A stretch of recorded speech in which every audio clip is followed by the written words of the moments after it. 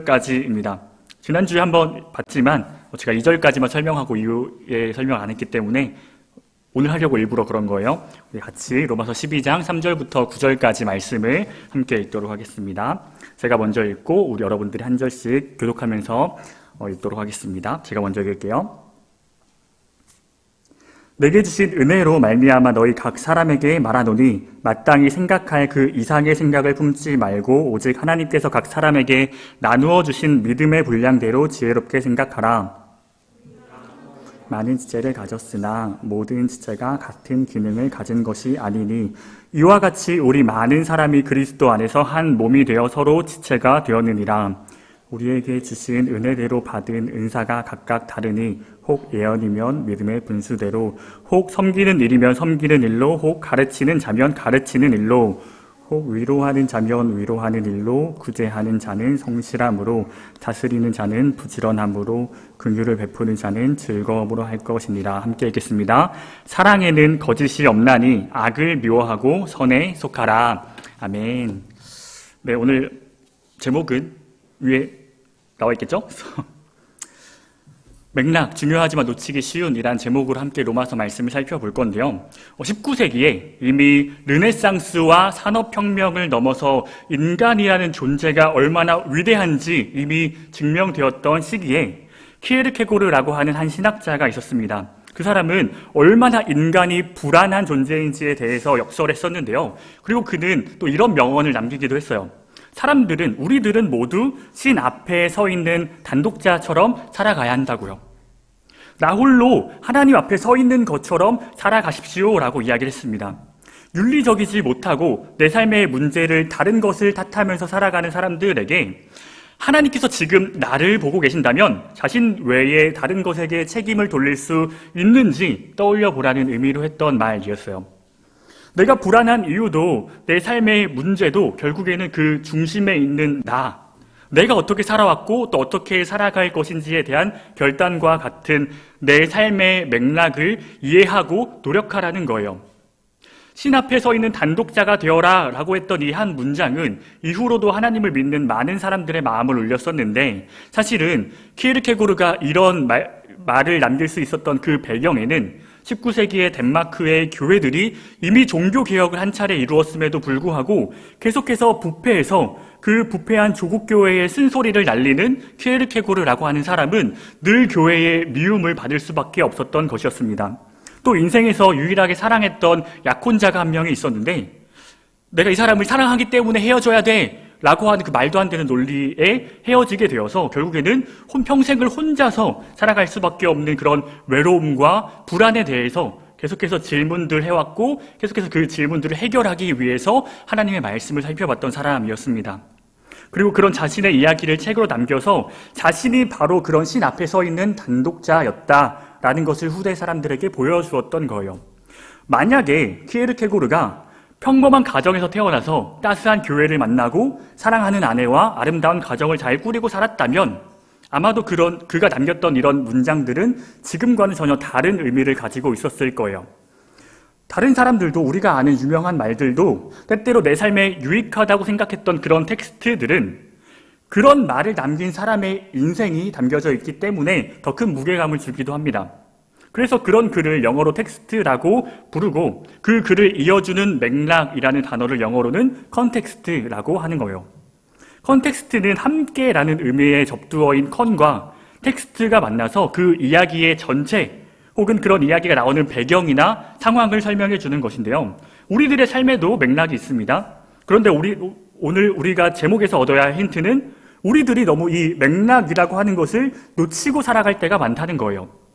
우리들의 삶의 맥락은 우리들의 텍스트, 우리들의 말이나 그 언어를 넘어서서 우리의 삶의 한 부분, 오늘 이 순간이나 우리가 한 주를 살아갈 때 마주하는 어떤 사건이나 상황이라고 말할 수도 있는데, 우리는 그런 우리의 삶의 맥락에서 정말 중요한 그 맥락 자체를 바라보지 못하고 상황의 한 부분만, 그러니까 텍스트만 바라보려고 할 때가 있다는 거예요. 키에르케고르가 이야기했던 신 앞에서 단독자라는 이 한 문장을 들었을 때 누군가는 공동체에서 멀어지는 것을 생각하기도 합니다. 역시 신앙생활은 하나님과 나 혼자서만 나 혼자서도 할 수 있는 거지 라고 생각하면서 말이에요. 누가 그럴까요? 제가 그랬어요. 22살에 처음으로 교회를 다니고 좀 적응할 때쯤 무렵에 성경 말씀을 읽고 말씀을 알아가다가 문득 그런 생각이 드는 거예요. 성경을 읽고 나 혼자서 예배 드리고 큐티하고 이런 시간이 너무 좋은데 주일 예배 끝나고 다른 사람들이랑 공동체 모임 하러 가는 게 너무 싫었어요. 어렸을 때는 성숙하지 못해서 지금도 그런 것 같은데 말을 함부로 막 해가지고 괜히 사람들이 나를 안 좋아하는 것 같고 같이 모임을 해도 사람들이 맨날 쓸데없는 이야기만 하는 것 같아서 예배 끝나면 도망치고 그러다 리더한테 붙잡히면은 약속 있다고 가야 된다고 해서 간 곳이 집에서 나 혼자만의 약속이었고 그럴 때 제가 읽었던 이 책 신 앞에선 단독자라는 이 키에르케고르의 한 문장을 읽으면서 역시 구원은 같이 받는 게 아니라 나 혼자서 받는 거였지 라고 생각하면서 공동체를 멸시하고 그랬던 시간들이 있었습니다. 여러분들은 어떻게 생각하시나요? 공동체나 예배 이후에 모이는 것, 그것이 우리들의 신앙생활에서 꼭 필요한 일일까요? 아마도 우리가 살아온 삶의 맥락이 서로 다른 만큼 우리가 교회라는 이름에서도 경험해왔던 시간들이 서로 다른 만큼 내 삶의 맥락에서 나오는 공동체에 대한 생각도 서로 각자가 다를 거예요. 그래서 우리는 교회가 무엇인지를 이해하는 게 정말 중요해요. 나의 삶의 맥락도 중요하지만 우리 서로를 이 교회라는 공동체를 이해하기 위해서 하나님께서 교회를 어떤 맥락으로 지으셨는지 먼저 이해했으면 좋겠어요.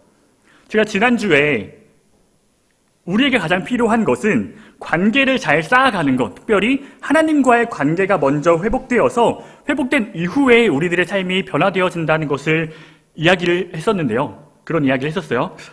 이것은 우리 공동체뿐만 아니라 우리 각 사람에게 나아가는 곳마다 하나님께서 우리를 너무 사랑하셔서 원래대로라고 하면 하나님을 몰라야 되는 그 관계를 하나님을 아는 관계로 회복시키셨다고 이야기하면서 우리가 나아가는 곳마다 우리가 부르심을 받은 자리에서 우리가 각자가 이동식 성전이 되어서 그곳에서 사람들을 사랑하고 섬기는 것을 당연하게 받아들이는 그런 합당한 예배자로 부르심을 받았다라고 이야기를 했었는데요. 여기까지가 로마서 12장 1, 2절에 대한 설명이었습니다.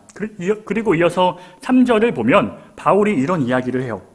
내게 주신 은혜로 말미암아 너희 각 사람에게 말하노니 마땅히 생각할 그 이상의 생각을 품지 말고 오직 하나님께서 각 사람에게 나누어 주신 믿음의 분량대로 지혜롭게 생각하라. 바울이 자기가 받은 은혜대로 사람들에게 이렇게 권면하는 거예요. 너희들은 너희가 생각하는 것 그 이상을 생각하지 말고 하나님께서 나누어 주신, 하나님께서 너희에게 주신 믿음대로 그 믿음의 크기만큼 지혜롭게 생각해. 저 이번 주에 청년부 다원장님들과 같이 만나서 이 3절 말씀을 읽으면 어떤 생각이 드는지 자유롭게 이야기를 해달라고 질문했었는데요. 근데 한 청년이 이렇게 대답을 하는 거예요. 나대지 마. 누군지는 비밀로 하겠습니다. 그 말이 저한테 훅 너무 들어와서 당황을 했었는데 분수에 맞게 너희가 믿어지는 대로 믿고 그 넘어서는 너희가 생각할 필요가 없어 라고 말하는 것만 같은 이 말은 우리의 생각과 질문, 조금 더 알아가고 싶은 우리의 호기심을 방해하는 것일까요? 쓸데없는 생각하지 말고 주시는 대로 순종해 라는 그런 의미일까요? 나 한 사람에게만 적용하면 내가 이 말씀을 혼자 읽었을 때에는 그렇게 나대지 말라고 생각해도 괜찮은데 바울이 다른 사람들에게 너네 나대지 마 라고 이야기했을 것 같지는 않아요. 바울이 어떤 사람인지 잘 모르기 때문에 우리가 그렇게 생각할 수가 있는 거죠. 하나님의 말씀에서도 한 텍스트를 이해하기 위해서는 먼저 그 문맥이 되는 컨텍스트의 상황을 생각해 보아야 합니다. 이 다음에 4절부터는 지체들에 대한 이야기를 하죠. 한 몸된 공동체에 대한 설명이 있습니다. 그렇다는 것은 공동체 안에서 각자에게 주신 역할이 있는데 그 역할들을 무시하고 독단적으로 생각하지 말라는 거예요. 우리가 한 몸에 많은 지체를 가지고 있다고 이야기하죠. 이 청년부 공동체도 한 몸이고 누군가는 찬양으로 예배를 세워가고 누군가는 설교로, 누군가는 리더로, 누군가는 그 멤버로서 각자의 자리가 있고 서로 섬기는 마음들이 있는데 이런 공동체가 언제 깨지냐면 그 각자의 역할에 불균형이 생길 때 그래요. 사곡이 많으면 배가 어디로 가요? 더 넓은 바다로 가나요? 이건 속담의 맥락을 이해하지 못한 답변이죠. 사곡이 많은 배는 산으로 가요. 성경에서 우리를 한 몸이라고 말하는 이유는 하나님의 사랑으로 부르심을 받은 우리 각 한 사람 한 사람의 역할이 이 공동체 안에 있다는 것. 하나님의 선하시고 기뻐하시고 그 온전하신 뜻이 무엇인지를 가르쳐주고 있는 거예요. 사도 바울의 편지는 굉장히 논리적이게 사람들을 설득할 수 있는 언어의 맥락이 분명하게 드러납니다. 하나님의 모든 자비하심으로 부르심을 받은 이들의 가장 기본은 우리가 한 몸 된 교회라는 것을 바탕으로 공동체를 세워가는 거예요. 그것이 하나님 앞에선 단독자로서 하나님을 유일한 에토스로 인정하는 관계가 먼저 회복된 내가, 그렇게 하나님의 사랑을 충분히 받고 누리고 있는 내가 그저 독단적이고 나만의 생각으로 교회를 바라보는 것이 아니라 함께 각자 다른 삶을 살아온 사람들이 모여서 한 몸을 이루는 것, 하나님의 창조로 본래의 형상이 회복된 교회 공동체의 모습이어야 한다는 거예요. 그것이 3절에서 말하고 있는 각자 사람에게 나누어 주신 믿음의 분량, 우리가 서로를 한 몸이라고 인정하고 있는 모습인 거예요. 우리가 한 몸이라는 것은 어떤 것일까요? 아담이 죄를 짓기 전에 하와를 보고 처음 했던 말이 뭔지 혹시 알아요? 대답이 나올 걸 기대하진 않았어요. 하나님께서 아담이 자고 있을 때 그의 갈비뼈로 여자를 만드시고 아담 앞으로 데리고 오셨는데, 그때 아담이 잠꼬대하듯이 이렇게 말해요. 이는 내 뼈 중에 뼈요 살 중에 살이라. 분명 내 눈앞에 있는 건 나와 다른 사람인데 내 뼈고 나의 살이라는 거예요. 분명 너라고 불러야 되는데 나잖아 라고 부르는 게 잠꼬대 하는 거죠. 그게 죄송합니다. 그게 바로 죄 이전의 공동체, 한 몸이었다는 거예요. 내 눈앞에 있는 지체의 살이 찢어지면 내 살이 찢어진 것처럼 아파하고, 내가 목이 마른데 움직일 힘이 없으면 내가 목이 마른 것처럼 물을 떠다주고 해결해야 하는 어려운 일이 있을 때 그것을 아무 상관없어 보였던 내가 해결해야 하는 일처럼 여겨서 서로의 진심을 다해서 함께 이겨낼 방법을 고민하는 것, 그게 우리가 서로를 한 몸이라고 부를 수 있는 그런 공동체의 모습이어야 하지 않을까요? 그래서 많은 크리스찬 형제들이 이 아담의 이 텍스트를 플러팅 멘트로 사용하기도 합니다.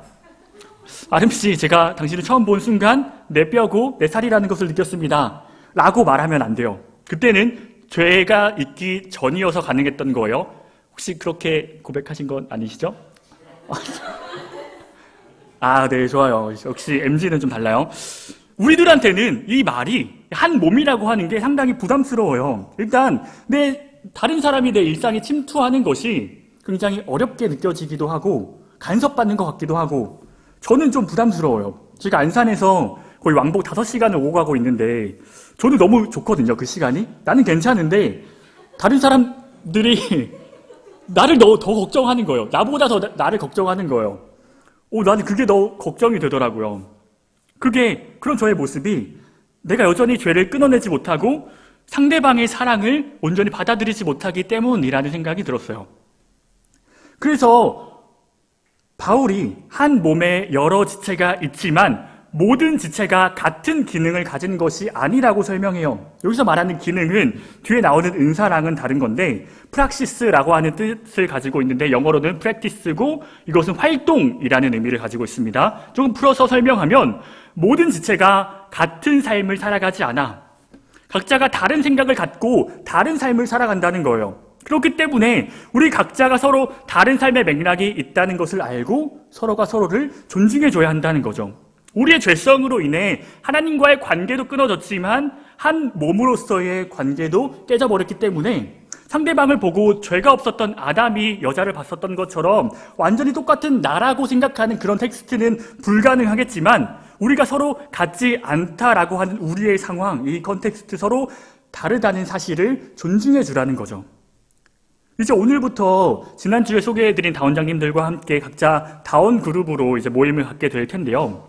처음부터 우리가 이제는 한 몸이야, 우리는 한 공동체야 라고 하면서 시작을 하는 것이 아니라 우리 안에 여전히 죄성이 남아있다는 사실을 인정하고 저 사람이 나와 같지 않기 때문에 우리에게는 서로 친밀해지는 그 시간이 필요해요. 각자 마음이 열리는 때를 맞춰가야 한다는 거예요. 올해 저희 교회의 표어 말씀이 뭔지 혹시 아시나요? 어느 서인지는 아시나요? 에베소서 말씀이죠. 에베소서 2장 20절부터 22절까지 말씀인데요. 표어 말씀이니까 같이 한번 읽어보겠습니다. 너희는 사도들과 선지자들의 터 위에 세우심을 입은 자라. 그리스도 예수께서 친히 모퉁이돌이 되셨느니라. 그의 안에서 건물마다 서로 연결하여 주 안에서 성전이 되어가고 너희도 성령 안에서 하나님이 거하실 처소가 되기 위하여 그리스도 예수 안에서 함께 지어져 가느니라. 여기서 주목해야 할 것은 예수님께서 건물을 서로 연결하는 모퉁이돌이 되셨다라는 건데요. 우리 한 사람 한 사람이 건물 같아서 이 건물들이 모여서 하나님의 거룩한 성전이 되는 거예요. 그리고 우리가 성전이 되기 위해서 한 성령 안에서 한 분이신 예수 그리스도 안에서 함께 지어지는 각자의 건물이 되는 것. 나도 하나님과 일대의 관계 속에서 하나의 온전한 건물, 하나의 성전으로 세워져야 하지만 그리스도께서 하나님의 임재가 담긴 그 성전들을 모아서 우리를 또 함께 하나의 성전으로 지어가신다는 것을 보여주고 있는 거예요. 모임이 시작되면 분명 이런저런 불편함이 생길지도 몰라요. 서로 다른 삶을 가진 사람들이 모여있기 때문에 서로 다른 삶의 맥락이 있기 때문에 때로는 나는 주일에 꼭 해야 하는 일이 있어서 내 삶의 우선순위는 여전히 세상 가운데 머물러 있는데 저와 리더들은 어떤 한 사람이라도 주일에 보이지 않으면 굉장히 걱정할 거거든요. 그게 주일 성수를 지켜야지, 그게 신앙인의 기본이지라고 생각해서가 아니라 그것보다 일주일에 겨우 하루 보는데 우리가 함께 모이고 싶은 우리의 마음이 그 어떤 기준보다 앞선 사랑이기 때문이에요. 어떤 지체라도 하나님과의 관계 안에서 성숙해지는 시간이 필요해요. 그렇지만 하나님께서는 그런 사람도 예수 그리스도 안에서 우리 각자 서로를 보고 자라가게 하시는 그러한 하나의 건물, 하나의 성전으로 부르셨다는 것. 그것이 혼란과 분열을 조장하는 그런 세상 속에서 사랑과 평화의 복음이 되는 거예요. 주일에 나오지 않아도 괜찮아가 아니라 그래도 괜찮아가 되어야 된다는 거죠. 교회의 지체의 연약함을 보고 외면하거나 그것을 판단이나 정죄의 대상으로 삼는다면 이미 그것은 예수님의 복음이 아니라 종교적 율법주의에 불과할 것입니다. 저 사람은 왜 저래 하면서 이해도 안 되고 사랑하거나 용납하기도 어려운 나와 다른 사람들을 우리가 함께 모퉁이돌 되신 그 예수님 안에 있다는 그 사실 하나만으로 우리가 서로를 복음으로 세워가기 위해서 최선을 다하는 것, 그것이 바로 5절에서 이야기하고 있는 그리스도 안에서 한 몸이 되는 것. 서로가 서로의 다른 삶의 맥락을 이해하고 인정하고 서로 세워져 가기 위해서 한 몸으로서 살아가는 이 시대의 교회의 모습이라는 거예요. 교회는 완성형 공동체가 아니라 성장형인 공동체라는 거예요. 처음부터 잘하는 사람은 없죠. 학업이나 직장처럼 우리가 살아가는 삶의 현장에서도 우리는 처음부터 잘할 수 없어요. 공동체도 마찬가지고 우리 각자 한 사람 한 사람도 마찬가지예요. 그저 우리가 서로가 예수를 믿는 그 믿음 안에서 우리가 서로가 하나님의 사랑을 받는 존재라는 것을 먼저 인정하는 것. 우리 어떤 열심이나 나의 어떤 존재로서 인정을 받는 것이 아니라 그 존재 자체로 사랑의 대상이 되는 거예요. 저도 20대 초반에 그렇게 신앙 없어 보이는 시간들로 보냈고 내 마음에 안 들어서 공동체를 떠났던 적도 있었고 리더로 섬길 때 너무 힘들어서 한 달 동안 잠수를 탔던 적도 있었는데요. 앞으로는 안 그러겠죠? 그렇게 서로 다른 모습들의 건물들이 이어져서 함께 지어져가는 모습과 서로 다른 삶의 시간들이 우리에게는 존재한다는 거예요. 하나님께서는 그런 우리 모습들의 인생의 전반에 걸쳐서 이루어 가실 선하신 계획이 있고 우리는 그 속에서 아름답게 지어져 갈 거예요. 제가 어떤 한 릴스에서 김창욱 교수님이 헨리 나우엔의 책을 읽고 설명해 주시는 그런 영상을 본 적이 있는데요. 헨리 나우엔은 미국에서 이름만 들으면 다 아는 하버드와 예일 대학의 교수로 지냈던 적이 있었는데 나이가 들어서 신경쇠약과 정신적인 문제가 있어서 라르쉬라고 하는 발달 장애인들이 모여있는 공동체에 들어가게 되었다고 합니다. 그 공동체에 계시던 분들은 새로운 사람이 오니까 누구야? 이렇게 질문을 했는데 보통 사람들이 자기소개할 때 저는 어디에서 왔고요, 저는 뭐 하던 사람이에요 이렇게 소개를 하니까 나우엔도 저는 하버드 대학에서 교수를 하고 있는 헨리 나우엔입니다 라고 소개를 했는데 그 사람이 하버드가 뭐야? 라고 되물었다는 거예요. 그래서 나우엔이 이거는 다른 사람들이 한 번도 되묻지 않았던 질문이었는데 이거는 설명할 필요가 없이 우리 모두가 다 이해하고 알고 있던 거였는데 라고 생각을 했는데 그래도 전 세계에 있는 사람들이 공부하고 싶어 하고 저는 그 학생들을 가르치는 대학교의 교수였어요 라고 이야기를 하니까 그 사람들이 왜 공부를 하고 싶어 해요? 그렇게 물어봐요. 나우에는 사회라는 맥락 안에서 모두가 이해하고 모두가 공유해왔던 당연한 가치에 대해서 설명을 했는데 자신을 향한 그 공동체의 질문은 너무나도 본질적인 질문이었던 거예요. 나라고 하는 사람이 누구인가? 나라고 하는 사람에 대한 본질. 그래서 그날 저녁에 일기 이렇게 썼대요. 나는 여기 있는 사람들에게 내가 얼마나 대단한 사람인지 사회적으로 대단한 사람들을 가르치는 멘토였던 그런 자기 자신을 설명하기가 무척이나 어려웠다고요.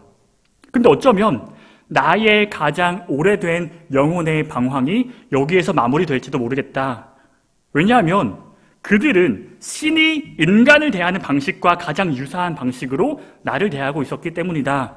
오직 나의 이름 헨리로. 오직 나의 이름 나 자체로. 어떤 직업이나 사회적인 가치나 내 열심이나 남들의 인정이 아니라 그저 나의 존재 자체로 바라봐 주길 원하고 있었던 거죠.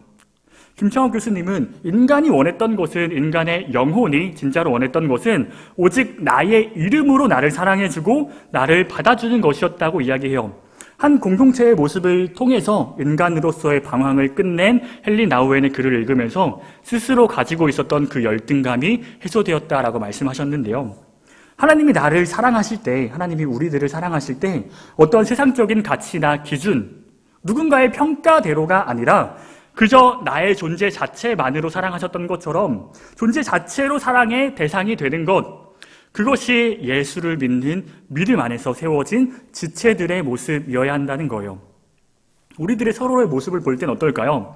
저 사람이 나의 부족한 부분으로 나를 평가하진 않을까? 내 슬픔을 나누면 슬과품 이렇게 되는 게 아니라 스프처럼 쪼개지는 것이 아니라 다른 사람이 그런 나의 연약함을 잣대로 나를 평가하진 않을까라고 생각해 보신 적이 있진 않으신가요? 저는 늘 그게 걱정이었어요. 어쩌다 보니까 교회를 다니게 돼서 어쩌다 보니까 청년부 리더도 하고 교회가 싫어서 단수 탔던 적도 있는데 어쩌다 보니까 전도사가 되어가지고 남들 앞에 서는 게 제일 싫었던 사람이 이제는 공동체를 인도하고 남들이 들으면 한 주도 안 돼서 잊어버리는 그런 설교를 하고 있는데 저 사람들이 나를 그저 그런 사람으로 평가하면 어떡하지? 내 설교를 듣고 은혜가 안 돼서 교회를 떠나면 어떡하지? 라고 하는 걱정이 제 마음에도 있었어요. 굉장히 교만한 생각이죠.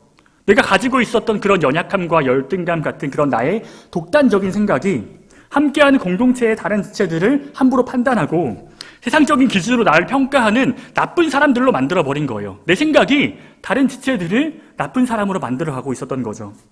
하나님은 그런 기준이 아니라 오직 나라고 하는 사람, 나라는 존재 자체만으로 사랑하시고 이 공동체가 그런 하나님의 마음으로 서로를 바라보기를 원하시는데 세상을 살아가면서 내가 가지고 있었던 내 삶의 맥락에서 쌓여진 나의 열등감은 그런 하나님의 사랑을 잊어버리게 만드는 영혼의 방황을 하게 만들었었던 거예요. 6절에서부터는 은사에 대한 이야기가 나옵니다. 우리가 서로 다른 지체지만 하나의 공동체라는 점에서 은사는 우리의 자랑이나 서로 간의 비교 대상이 아니라는 사실을 기억해야 돼요. 서로를 한 몸으로 세워져 가기 위해서 하나님께서 각자에게 선물로 주신 것에 감사한 마음으로 서로를 위해서 사용되어지는 것입니다. 나에게 주어진 은사는 그렇게 다른 이들을 위해서 공동체를 세워가는 역할로서만 끝내야 돼요. 어떤 평가나 열심의 기준이 되지 않는 것입니다. 그리고 나서 9절에서 이렇게 이야기를 합니다. 우리 9절 말씀을 다 같이 한번 읽어볼까요? 9절 말씀입니다. 사랑에는 거짓이 없나니 악을 미워하고 선에 속하라. 이 번역이 사실은 마음에 들지 않아요. 원문은 헤 아가페 아누키토 크리포스 아포스투 군테스포 네론 콜로메노이토 아가소 라는 문장인데 멋있죠? 잘 들었나요? 이 원문의 의미를 좀 더 살려서 번역하면 이렇게 말할 수 있을 것 같아요. 그 사랑이 진짜니까 그 악은 미워하고 그 선을 붙잡아. 별로 다를 게 없어 보이기도 하는데 앞에 그라고 하는 정관사가 붙었다는 사실로 그 대상이 뭔지가 굉장히 중요해요. 하나님의 그 사랑이 진짜이기 때문에 그 악이라고 말하는 나의 생각, 나 혼자만의 생각대로 독단적이었던 이전까지 내 마음은 버리고 하나님께서 가장 선하신 그 계획대로 우리 한 사람 한 사람의 인생을 이끄셔서 한 몸으로 부르셨다는 그 선하심, 그분의 계획을 붙잡아 우리가 이렇게 모여 있다는 것, 내 발로 걸어온 것 같지만 여기까지도 하나님의 은혜였고 우리를 한 몸으로 부르시기 위한 가장 선하신 계획이었어. 우리가 지금 이렇게 모여 있는 게 내 뜻대로가 아니라 하나님의 뜻대로 그분의 선하심을 따라서 이루어진 계획이어서, 그러니까 그런 하나님의 은혜 없이 다른 사람들을 내 생각대로 내 기준대로 판단하고 나의 맥락 안에 가둬서 어렵게만 느껴졌던 다른 사람들에 대한 불신, 불안, 함께하고 싶지 않았던 그런 마음들은 내려놓고 그 뒤에 바울이 이야기하는 것처럼 형제를 사랑하고 존경하기를 먼저 하고 부지런하고 소망을 갖고 어려운 일이 있어도 좀 참고 상대방을 대접하고 서로의 필요를 채워줘. 서로의 마음을 같이 하고 할 수 있으면 모든 사람들과 화목하게 지내. 하나님의 그 선하신 뜻대로 우리를 한 몸으로 부르셨으니까 우리가 이 자리에 예수라는 이름 하나만으로 모인 사람들이니까 그 이전까지 너의 생각대로 독단적이었던 악은 떨쳐버리고 함께하게 하신 하나님의 선하심을 믿음으로 내 안에 밀려드는 악에게서 승리해 라고 이야기하고 있는 거예요. 사랑하는 우리 따스한 청년 여러분, 사랑하는 이 시대의 청년 여러분, 여러분들 알면 얼마나 안다고 이렇게 사랑한다고 고백을 할 수 있겠어요? 이 고백은 일종의 결단과도 같은 거예요. 하나님께서 우리를 이 자리에서 함께 예배하는 한 몸된 공동체로 부르신 그분의 선하심을 믿기 때문에 때로는 나에게 이해되지 않는 사람, 어렵게만 느껴지는 사람, 원래 나라면 사랑할 수 없었던 그런 사람도 하나님의 선하심을 힘입어서 사랑할 수 있는 것, 그게 제가 여러분들과 나누고 싶은 진짜 하나님의 사랑이에요. 서로가 다른 모습으로 살아가는 것 같고 앞으로 공동체 안에서 다른 모습을 보면서 관계에 어려움을 느끼기도 하고 상대방이 부담스러울 때도 있겠지만 우리가 함께 한 성전으로 지어져 가기 위해서 우리를 위해 십자가를 참으신 예수 그리스도의 사랑, 하나님의 사랑을 충분히 누리고 우리가 그 예수님의 교회가 되기 위해서 나라고 하는 한 개인의 삶의 맥락을 이제는 다른 사람들과 함께 공유하면서 함께 나누면서 상대방의 맥락을 내가 헤아리게 될 때 우리가 지금까지 쉽게 놓칠 수 있었던 한 몸이라는 정체성, 상대방을 받아들일 만한 충분한 여유가 생겨나는 거예요.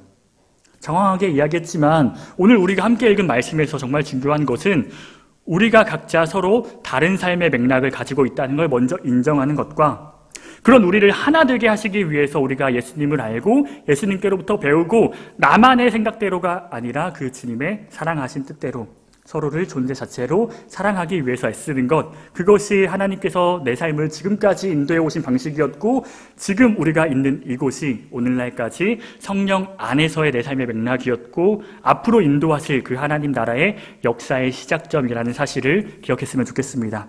특히나 우리 서로 대화할 때 그 사람의 입에서 나오는 그 한마디 한마디의 단어들이 그 텍스트가 그 사람의 전부가 아니라는 사실을 기억하고 그 사람의 맥락을 이해해야 된다는 그 사실을 고려하면서 우리 서로 대화하고 나누고 삶을 공유할 때 하나님이 기뻐하시는 공동체다운 모습대로 하나님이 나를 보시는 것처럼 우리도 서로 그 존재 자체만으로 사랑하면서 서로 연결되어서 함께 지어져 가는 그런 성전됨을 경험하는 따스한 교회가 되기를 간절히 소망합니다.